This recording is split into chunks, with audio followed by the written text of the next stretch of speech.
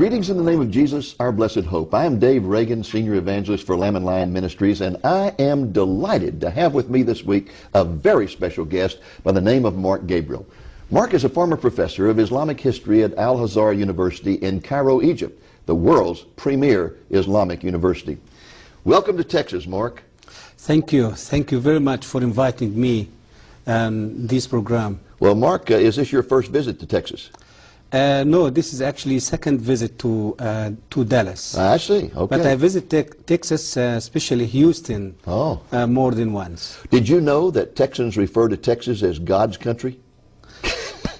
This is first time I know that. You know that. Yeah. You know how proud Texans are of Texas, huh? Amen. Okay.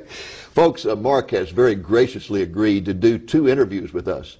This week, we're going to focus on his remarkable personal story and what it reveals about the nature of Islam. Next week, the Lord willing, we will discuss with Mark the nature of the Quran and the contrast between Muhammad and Jesus. But before I ask Mark my first question, let me point out that he is a very gifted writer. Since he came to this country just a few years ago, he has written several bestsellers. The first one, this one, Islam and Terrorism, is really fantastic.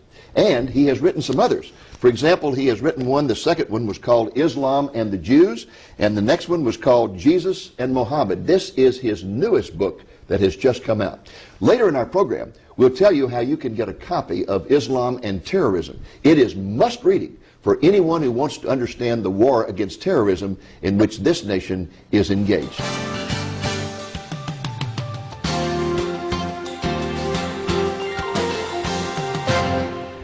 Mark, let's begin by talking about your upbringing in Egypt. Were you born and raised in Cairo?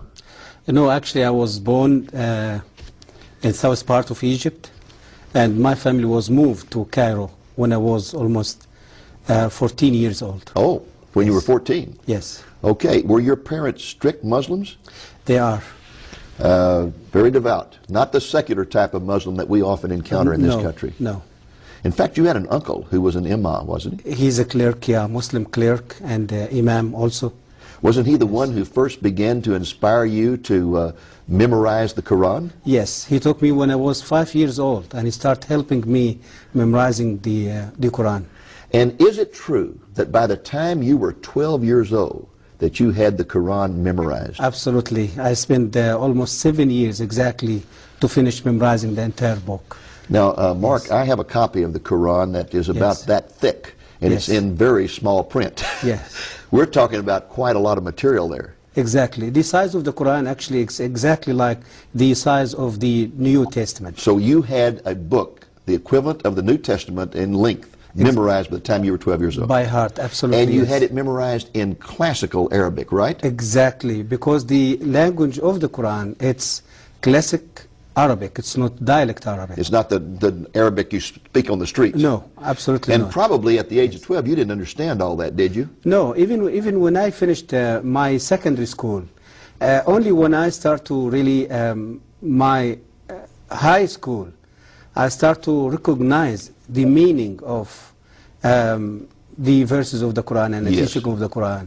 But it was a development, you see, from the time I finished the Quran when I was 12 years old, till I finished my bachelor degree.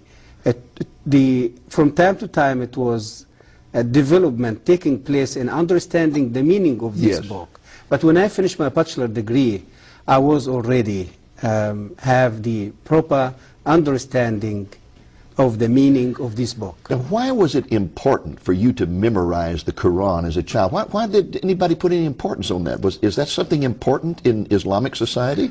This is actually, it came as culture. Mainly, it's Islamic culture. And it wasn't just from the past 10 years or 50 years. It's from the very early time, the first century of Islam.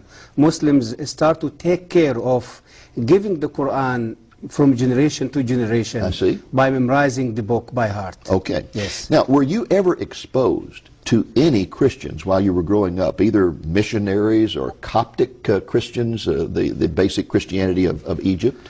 Absolutely. I saw Christians living in my neighborhood, living in my country, Egypt, as minority.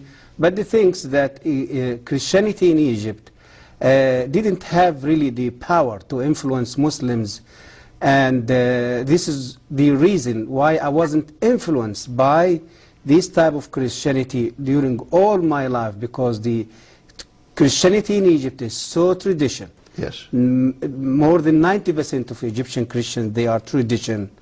A very liturgical type exactly. of, yes. But there is one incident happened when I was a little child with a Christian priest from that church. What happened at that time really was left a huge influence over my spiritual life. Tell us about it.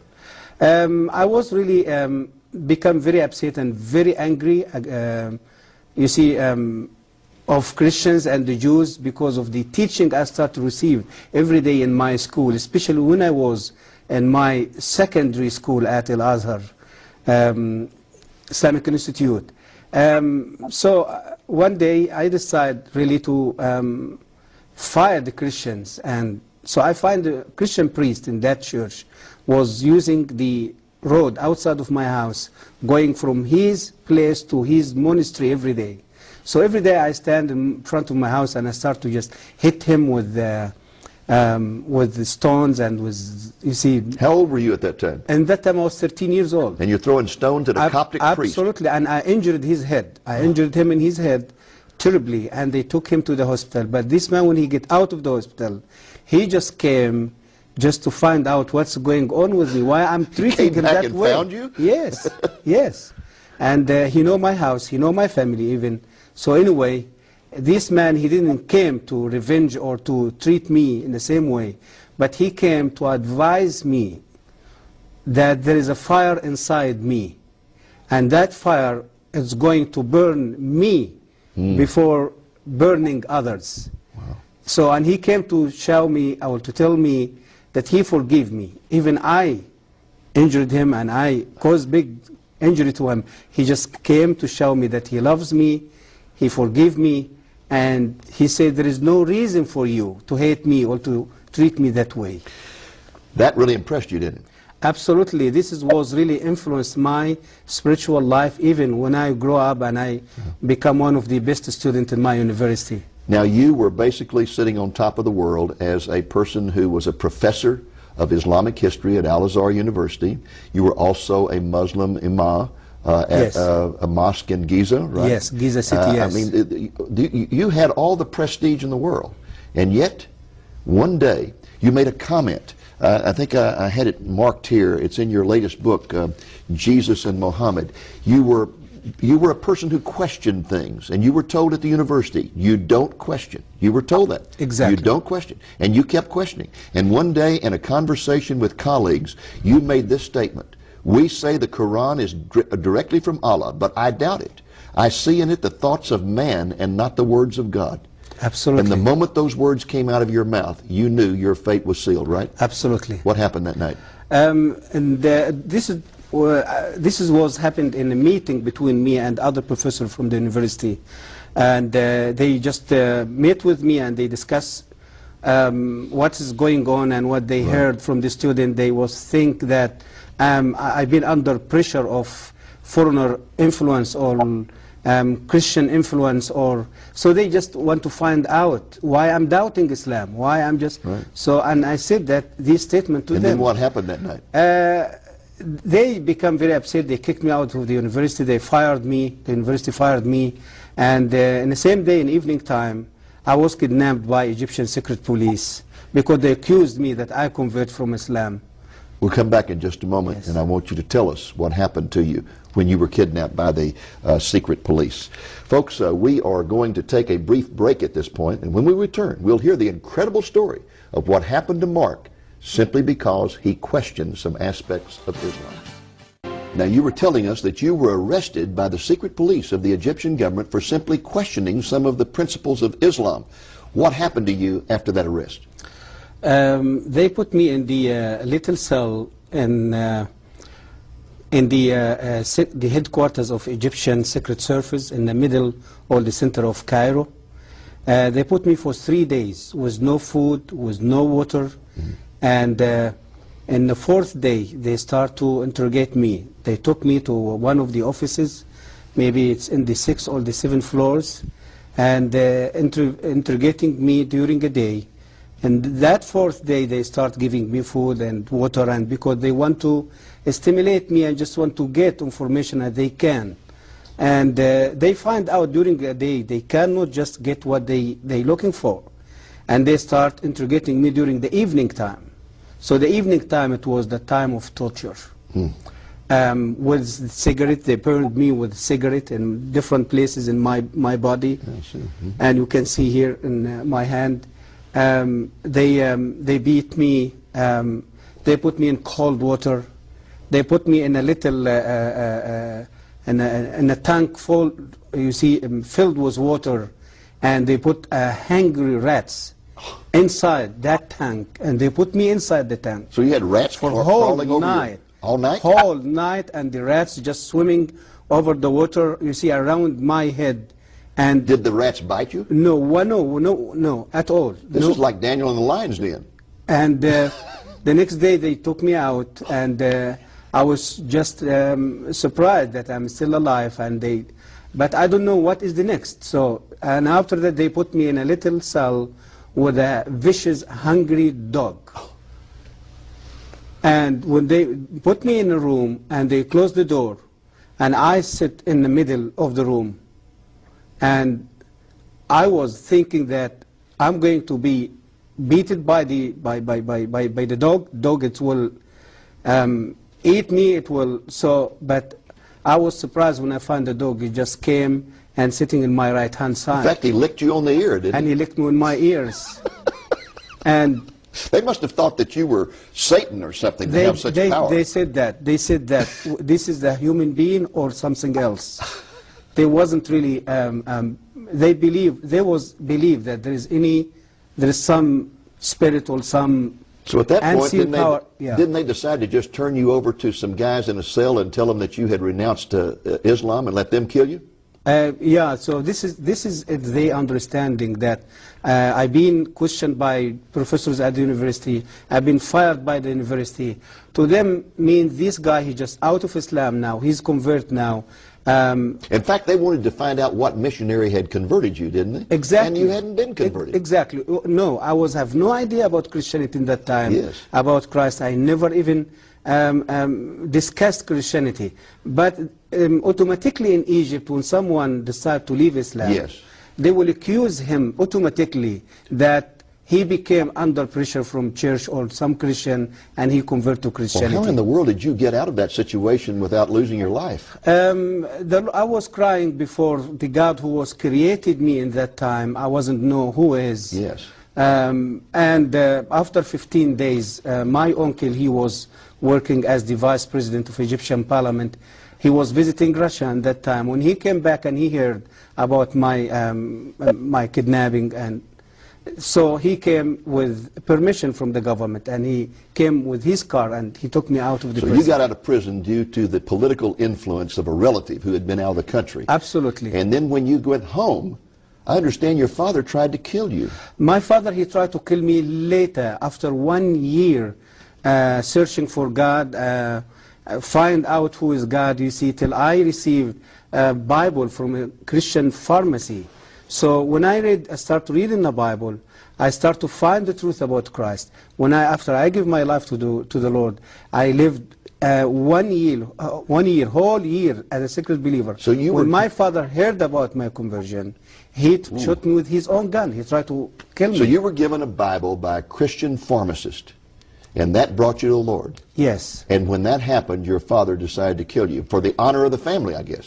Because, yeah, he just felt there is a shame going to be over him and all the life, or the family, even the community. The people. So he shot at you several times and all the bullets missed? No one bullet missed me, about maybe 5, 6 bullets. I understand that your sister finally got your passport, got you out of the country, and where did you go? When my father, he just shot me and tried to kill me, I was running away from his faith, and I went to my sister, and in my sister's house, I put the whole situation in front of the Lord, and the Lord showed me to get out of Egypt in the same evening, same day. My sister helped me. She brought my stuff. And where did you go to when you fled? I fled to South Africa by the road, traveling from Cairo to South Africa for 3 months over the road. And I was the first Egyptian who did overland journey between Cairo and Johannesburg the trip take almost 3 months. Okay, and so then you get to South Africa, and did you meet some Christians there? Yes, in South Africa I met with many Christians, and many churches, they start to hear about my story because the public media in South Africa, they wrote articles and published articles about my story. And Is it true that assassins were sent to South Africa to kill you? Absolutely. In South Africa, especially after I wrote my first book in South Africa, and my activity became very well known, and Muslim community, they felt they threatened by my activity there, and by this book was released there in Johannesburg in 1996, and they tried to end my life there so two times. This religion of peace, just because you question Islam, this religion of peace kidnaps you, tortures you, tries to kill you, and even sends assassins to kill you in South Africa. Yeah. That's some religion of peace, isn't it? Yeah, this is how the world really been deceived by the media, by the world media, the secular media, by Islam. It's not religion of peace. Well, Mark, we're going to pause again here, folks, and we'll be back with you in just a moment. Okay, folks, let's just take a moment to summarize. Mark was a professor of Islamic history at HAZAR University in Cairo, and he was also serving as a Muslim imam, the equivalent of a pastor of a mosque, when he would openly question some things about Islam. He was immediately arrested, he was tortured for several weeks, and when he was finally released and went home, his own father tried to kill him. You were finally able to escape to South Africa, Mark. Yes. And tell us, when you arrived in South Africa, you said you met some Christian friends. In fact, I think you lived with a Christian family for a while. Yes. But let's just back up for a moment, because I know you became a Christian before you left Egypt. Egypt, yes. What appealed to you about Christianity? Before I met with Christ, I lived for 34 years under Islam, believing in Islam, serving Islam, learning about Islam, teaching about Islam. And I lived another year without faith after I find myself I'm already out of Islam. So I lived for 35 years searching for peace, searching for the true God who is going to show me that He loves me more than anything in this world. Through the Quran, through the teaching of the Prophet of Islam, I was never experienced something like that.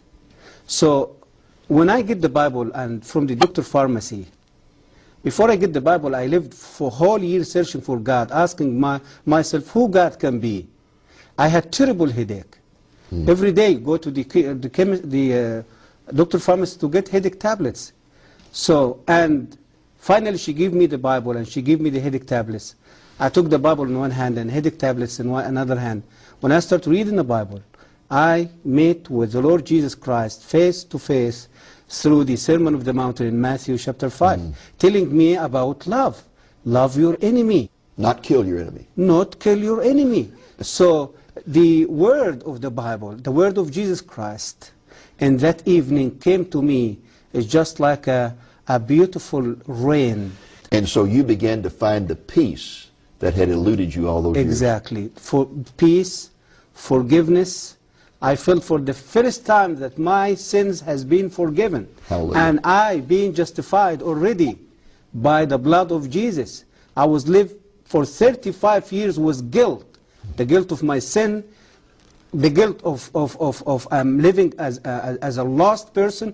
I don't know who going to forgive my sin. I don't know who going to rescue me from the punishment of Allah.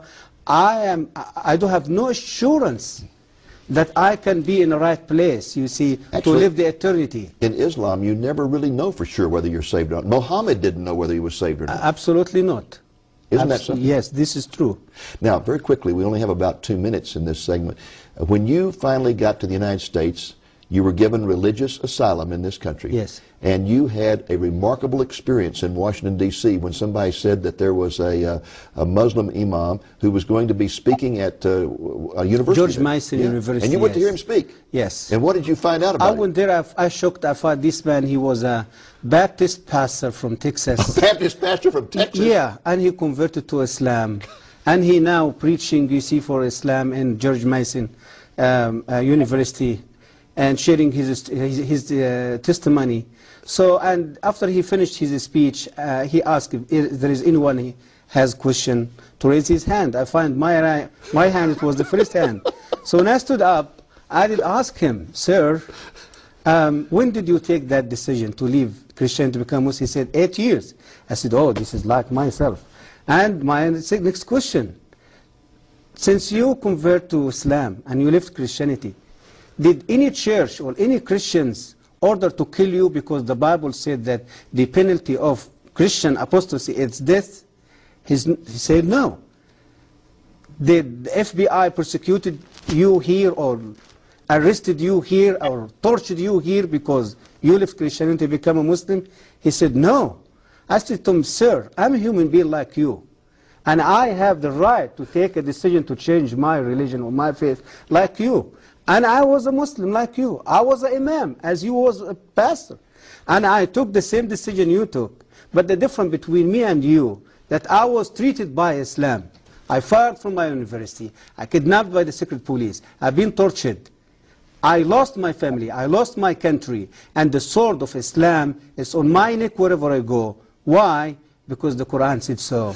That the penalty of a Muslim apostasy, it's death. That is an incredible story. And in fact, folks, there's something about this particular story that he did not mention, and that is that when the man stopped speaking and asked for questions, he was the first to raise his hand, stood up, and first of all identified himself as a former professor of Islamic history at the university. And the imam was so impressed by that that he said, oh, honored professor, please come up here and take over the podium. And the next thing he knew, he was on the stage at the podium, exactly, in charge of the whole meeting, absolutely, and asking him questions. Yes. Isn't it amazing he how was the Lord shocked, works? exactly. And showed immediately, yes, that the difference between Christianity and Islam, that he leaves Islam and everyone tries to kill him and kicks him out of his family. He leaves Christianity and none of that happens to him. And yet Islam's supposed to be the religion of peace. He's still enjoying his life in America because of the freedom brought to this country through the Christian and the biblical principle. Yes. You know, the point that you made a few moments ago about no one in Islam knowing for sure whether they're ever saved or not, yes, unless they die as a martyr. Yes. Then they have the assurance of salvation. Absolutely. But otherwise, there's no assurance. Even, again, Muhammad did not know for sure whether he was saved or not. Yes. That's a horrible thing to think you're having to earn your salvation, and no matter how hard you work, you still don't know. Exactly. You still don't know. Exactly. This is true. What a glorious thing it is that to encounter grace. Grace. Absolutely. I was questioning, the doctor pharmacy was giving me the Bible after Muslims, fanatic in Egypt, attacking a Christian church.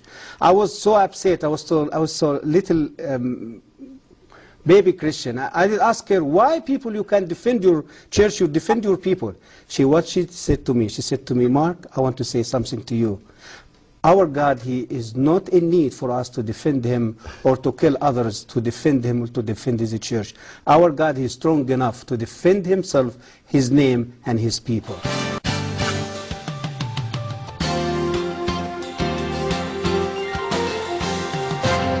Folks, last week we discussed Mark's upbringing in Egypt as a Muslim. He told us that he grew up in a devout Muslim family and had the entire Quran memorized by the time he was 12 years old. He attended HAZAR University in Cairo, the Harvard of the Arab world, where he graduated second in a class of 6,000. He then became a professor of Islamic history at the university. He also became a Muslim imam at a mosque in Giza where the pyramids are located. An imam is the equivalent of a Christian pastor. When Mark began to publicly question some aspects of Islam, he was suddenly arrested, tortured, and nearly killed before he was rescued from prison by a politically powerful uncle. When he returned home, he met a Christian pharmacist who gave him a Bible. He started reading the New Testament and encountered Jesus. And he encountered a sense of inner peace like he had never experienced before. When he revealed that he had become a Christian, his father tried to kill him to save the honor of the family. He finally fled to South Africa, where he was given refuge by a Christian family. Assassins pursued him to South Africa and nearly killed him. He fled to the Congo and finally came to this country, where he was granted religious asylum. He now resides in Florida and travels extensively, telling the truth about the religion of Islam. Mark is also the best-selling author of 3 books published by Charisma Press. They are Islam and Terrorism, Islam and the Jews, and his newest, just published, Jesus and Mohammed.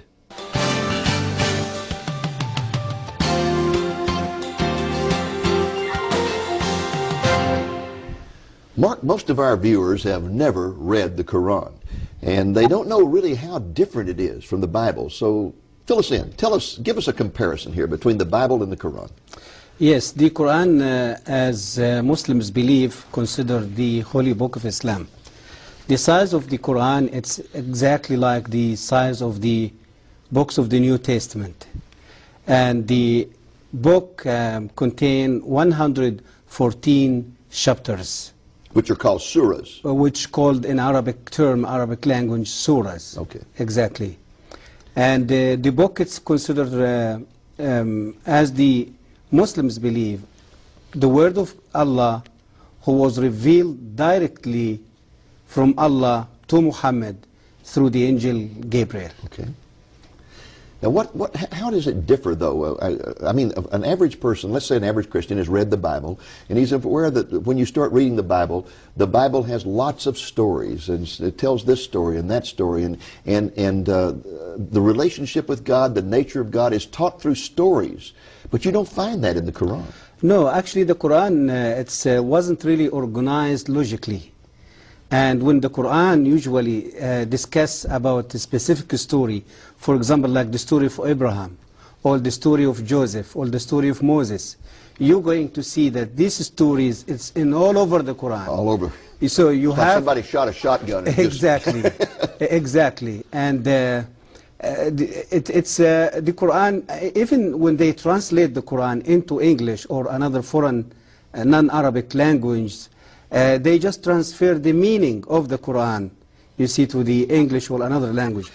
But even even you try to study the Quran, learn about the Quran from the English translation, you're going to miss more than 60% or maybe 70% of the real meaning of the Quran. I find it one of the most difficult books I've ever tried to read in my life because it is so disjointed. It just, there's a sentence here and then the next sentence may not have anything to do with that sentence and the one after it may not have anything to do with it. It's like in American literature we have what's called stream of consciousness writing, where the person just writes whatever pops into his mind, and he may be talking about a carnival here and about going to church there and whatever, and it just has no relationship one to the other. It's very difficult to follow. Exactly. Exactly. Now, the Quran is supposed to be the words of Allah. Yes. The Hadith is another book in the Islamic theology. What is the Hadith? The Hadith, it's the word of Muhammad. In other words, the Hadith, it means what Muhammad said and what he did. So it's just what you call it, it's the record of Muhammad. Okay. His life, his activity, his word, his action, his teaching, and the Muslim call it Hadith. So one, the Quran, is supposed to be the words of God. Yes. The other are the words of Muhammad. Hadith, it's the word of the Prophet Muhammad. And are they considered to be equal or what? Muslim, they are required to believe in the both books. Okay. Muslim, it's not enough to just believe in the Quran and decline or deny the Hadith. According to the Islamic law, if any Muslim going to deny any of the basic teaching of Islam, he will be convert. He will be out of Islam.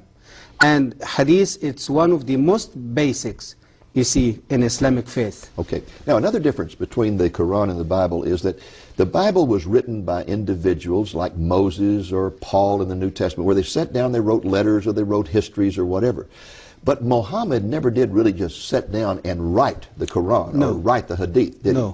No, he just simply, for example, with the Quran, he was usually in trances and he would make statements and people would write those down. Exactly. And all that was compiled later on after his death, wasn't it? Exactly, yes. And the Hadith is just statements that were compiled by compilers. It might be statements that wives remembered or friends remembered or whatever, and they just kind of put them all together. Exactly. All right. Exactly. Now, in the Quran, there are a lot of contradictions, as well as in the Hadith, a lot of contradictions. Yes. For example, you can find verses in the Quran that talk about loving Jews and Christians. Yes. And treating them with respect. Yes. Then you can find verses that talk about killing them. Exactly. How do you change his mind? A Muslim, they justify this contradiction by Arabic term, and Muslim and Islamic principle, they call it naskh. Naskh or nask. This principle means that the future verse going to come, it's going to decline or cancel the what you call it, the previous verse. Okay, so a later verse, yes, would cancel out an earlier verse. Exactly. This that is, might contradict with it. They call it naskh. If you ask them, but why Allah do that? They will say He do that for the benefit of Muslims and for the benefit of the human being. For example, I remember you giving an example about alcohol. Yes. Give us that example. Exactly. Like, for example, when Muhammad started to preach about his religion, the people in Arabia at that time, they was alcoholic addicts. They loves alcohol. They cannot live without alcohol. And he finds it's going to be too difficult if he's going to give them a command to stop drinking alcohol and to obey his command. So what he did, he just gave them a halfway command. He said to them, no problem, keep drinking alcohol, but when you're going to come to pray to the mosque, you have to stop drinking alcohol till you finish your prayer, and after you finish the prayer, you can go back and drink alcohol again. So after a while, he came back to them and he said, no, this doesn't work. No alcohol going to be allowed anymore. And another verse came and cancelled the previous verse. And Muslims, they become very upset, very angry. But how come? We can't do that. And a later verse says, okay, don't worry. Be patient. Believe in Allah. Believe in His Prophet Muhammad. Believe in His Quranic word. And if you're going to have the ability and you're going to stop drinking alcohol in your life, Allah, He is not going to forget that. He will reward you with a river of alcohol in the paradise the day when He's going to send you to the paradise. So we go from just drinking alcohol occasionally to not drinking it during prayers to not drinking it at all to you're going to have a river of alcohol in heaven. Exactly. This is the development of the contradiction, you see, of the teaching of the Quran. And you find the same in the attitude toward Jews and Christians. Absolutely. At the beginning, it was one of respect and honor, and then when they did not accept His revelation, He turned against them and began to argue, you must kill them. Absolutely. Firstly, it was a development also was taking place in this subject, in His relationship with the Jews and Christians. Firstly, He started to adore Christians and Jews, saying a wonderful thing, people of God, the people who carry His word, the people who protect His word. And later, He said, yes, you are these people. But listen, I am the final prophet, came with a final testament. You have to believe in me. Means He started to debate them and reaching out them. So they refused. They asked Him sign. The Quran says so. Ask Him sign. Give us a sign that we can believe. So, and He cannot give a sign. And he went back to Allah and cried before Allah, help me to perform miracle or to give sign to these people that they can follow me. And Allah became very upset with him and said to him, okay, listen, go back to these Jewish people and these Christian people. Tell them Allah gives you plenty miracles in the Old Testament. And always you rebels and against Him. No more miracles. It is only one way, to submit to Islam, to accept Islam, or to pay the tax. And if you refuse to do so, you will be killed. So it was development also taking place in this you see in this contradiction of the teaching of the Quran toward the Christian and the Jews. Folks, we're going to take a brief break at this point, and when we return, we're going to ask Mark to tell us how Jesus is portrayed in the Quran.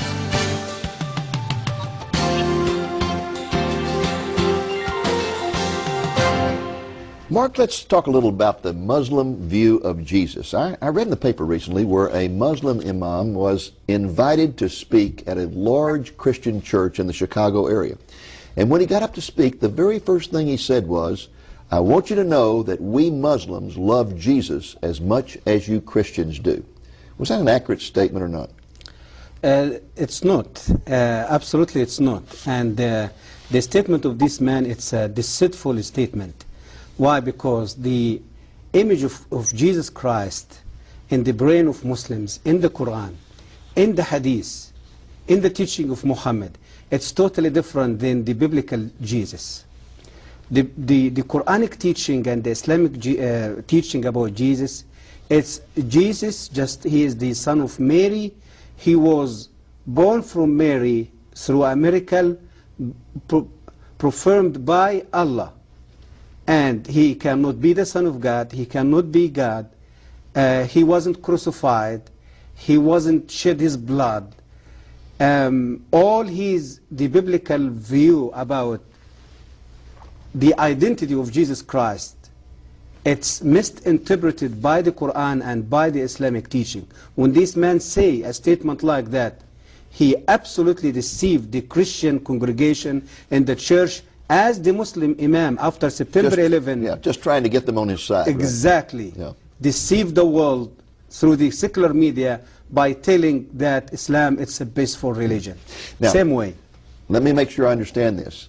They do believe in a miracle birth for Jesus. They do. But the Mary that they identify is really confused, because isn't the Mary, the mother of Jesus, identified in the Quran as Mary, the sister of Moses? Exactly. This is one of the historical mistakes in the Quran. Yeah, exactly. a lot of mistakes about Old Testament, because I get the impression that in his travels, Muhammad probably talked to a lot of Jews, a lot of Christians, got these stories, but got them all mixed up. Historical mistakes, linguistic mistakes. Yes. And as we talk about contradiction of the Quran, yes, we have to talk also about the mistakes, the historical, yes, okay. Now, to get back to Jesus for just a moment, so they view his birth as miraculous in some way or other, yes, although it's from the wrong person. Yes. And then the argument is that he was not God in the flesh, that he was basically just a great prophet, right?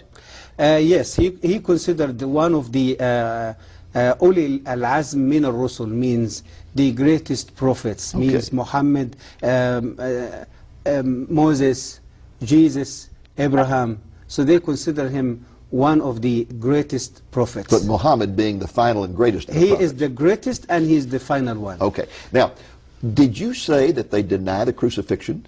They do crucify the yes. Does the Quran deny the crucifixion? Absolutely. Chapter number 4. Okay. Explain وَمَا قَتَلُوهُ وَمَا صَلَبُوهُ وَلَكِنْ شُبِّهَ لَهُمْ. So Jesus just died?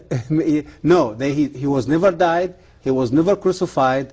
When just the Jews tried to crucify him, Allah took him to heaven. Okay. And he's still alive in heaven. Now, do they believe that there will be a second coming of Jesus? They do believe about the second coming of Jesus, yes. Tell us about that. But the Islamic view about the second coming of Jesus, totally different than the biblical view. All what Islam talking about his second coming, he's going to do some things. One of these things, he's going to come and to kill all pigs around the world. Kill all pigs? All the pigs. Yes. Are you serious? Yes. سَيَقْتُلُ الْخِنْزِيرِ. This is the hadith, the word of Muhammad. Okay. Said so. And he's going to come to break the cross. Any cross. Wood cross. Break all crosses. All the crosses around the world. Okay. And he's going to stop the jizya, means stop collecting tax from Christians. Okay. So that they can still... and he's going to bring justice to the world. Okay. This is the only good point. He just picked it up from the Bible. Yes. But this is they view and they believe about his second coming. It's now, unbelievable. Mark, your newest book is this one here called Jesus and Muhammad. This has just come out. The subtitle, Profound Differences and Surprising Similarities. Similarities. Let's start with those. There's some similarities between Jesus and Muhammad? There is some similarities, and it's funny similarities. You see, you will amaze when you hear about it. It's not similarities in the goodness of God. No, it's just a normal similarities like the way he grew up, the way he was acting when he was a little child. Like, for example, Islam speaks as Jesus, as the Bible told us about prophecy, prophesied about the coming Messiah. The Islamic side, they say there is prophecy, prophesied about the coming final prophet. Okay. When Jesus, he was a little boy and Yes. just go to the temple every time. Yes, and Simeon prophesied. Exactly, Yes. exactly. Simeon prophesied over him. There is another Arabian guy, his name Waraka bin Nawfal. It was the cousin of his first wife. Yes. They said he prophesied about his coming. Okay. About Jesus going to the temple and debating the Jewish Yes. leaders, religious leaders. Muhammad, he go to the center of the religious center of Mecca, called Al-Kaaba at that time, debating with religious people. Or you see the so there is some similarities like that. Jesus chose 12 disciples Yes. to spread his message. Muhammad chose 12 we can say friends, or 12 leaders to lead his army and his military in exporting Islam out of Arabia. To So you're different really places. talking about some similarities that are not really all that significant. Exactly, But the yeah. contrasts are something else. And to get into those contrasts, tell us a story Very of the deeply. Muslim woman that you met in South Africa. Very deeply. Jesus Christ came to bring hope, to bring forgiveness, to bring peace and love. Muhammad came to bring revenge, hatred, lust, killing, bloodshed. It's a very obvious. Like, for example, Jesus Christ, as the Bible telling us in John chapter 8 about the woman who was committed adultery and brought to Yes. Jesus by the Jewish people. Jewish people, they knew at that time that this woman, according to the law of Moses, she will be stoned. But they came to test this great preacher and teacher in Jerusalem. What are you going to say about that? And you know the story. He confronted them. He asked them, if any one of you live with no sin, just come and stone her. Because they knew the fact about themselves that they are sinners. They left the woman in front of him and they just walked away. Jesus came to the woman and asked her, there is any one of these people judge you? She said, no. He said to her, even me, go back and sin no more. In other words, Jesus, by what he did and said to this woman, he fulfilled his word that the Son of Man came not to kill or to destroy, but to give life. That he is the way, he is the truth, he is the life. He Now, came what to bring happened? life. What happened when a woman in adultery was brought to Muhammad? It's the history repeated itself in an amazing way when 600 years later Muhammad received Muslim woman adultery. Muslim woman was commit adultery, and the reason that Muslim brought her to him because the Islamic judgment of adultery wasn't established yet in Islamic law. So Muhammad asked the woman, "Do you really commit adultery?" She said, "Yes, Prophet, and I'm pregnant now." And he asked her, "Fine, go back home, wait till you deliver your baby, and wait with your baby, nursing him or her, and for 2 years, and then bring your baby and come back to me." She did. She delivered the baby. She nursed the baby for 2 years. And she carried her baby, and she gave the baby a little piece of bread, you see, to eat it, just to show Muhammad that the baby, he can eat now. He is not in need for milk, for nursing anymore. When she came to him, Muhammad took the child from her, commanded his friend to dig a hole in the ground. They put her in a hole. Only her head was above the ground. They stoned her and killed her in front of her baby. Now, folks, let me tell you something very amazing about this. When Mark was in South Africa, he was living with a Christian family, and they invited him to go meet with a Muslim woman they had met who was living in abject poverty. And when he went in there, she was greatly honored when she found out he had been a professor at HAZAR University. Oh, she was so honored. And she began to honor him. And he said, well, you don't understand, I'm not a Christian anymore. I mean a Muslim anymore. I have become a Christian. Then she was astonished and upset. And she asked him why he would leave the Islamic religion. And he told her the story. He told her the story about Jesus and Muhammad. This story he just told you. He told us that story. And the woman began to weep and weep and weep. And he said, why are you sobbing? She said, I am that woman. I am that woman. I am living here in abject poverty because I committed adultery. My family's trying to kill me. I'm hiding out. I want Jesus. I don't want Muhammad. And through the telling of that story, she accepted Jesus. She accepted the Lord Jesus Christ. He delivered her baby. Her baby was baptized in Baptist church. And we just praising the Lord for that. The whole book, Jesus and Muhammad, that tells stories about amazing parallels between the life of Muhammad and Jesus, where they had similar situations, and shows the difference in the way in which they responded to them. Mark, our time is almost up. We have just about 1 minute. Would you just look directly in the camera and talk to any Muslim who may be watching this program? What would you say to any Muslim? I would like to say to any Muslim man or woman in any place around the world, Islam will not give you peace.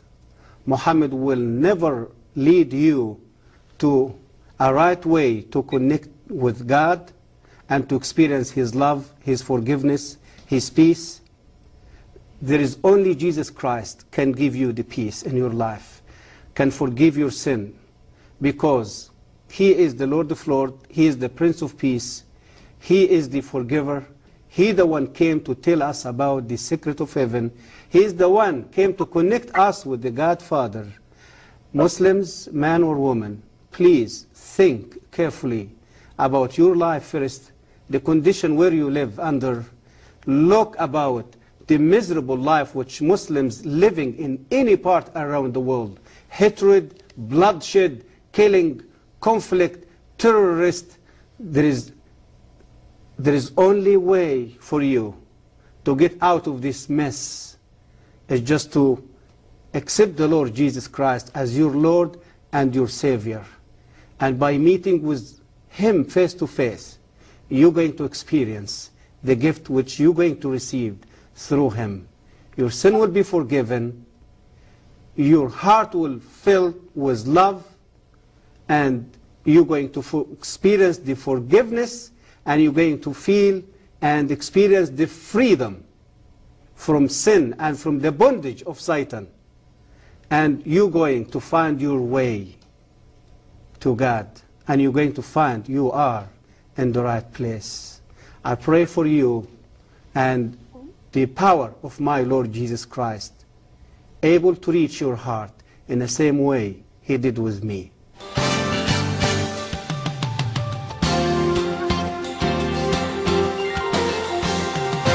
I want to thank you for tuning in this week. I hope the program has been a blessing to you, and I hope you'll be back with us next week. Until then, this is Dave Reagan speaking for Lamb and Lion Ministries, saying, look up, be watchful, for our redemption is drawing near.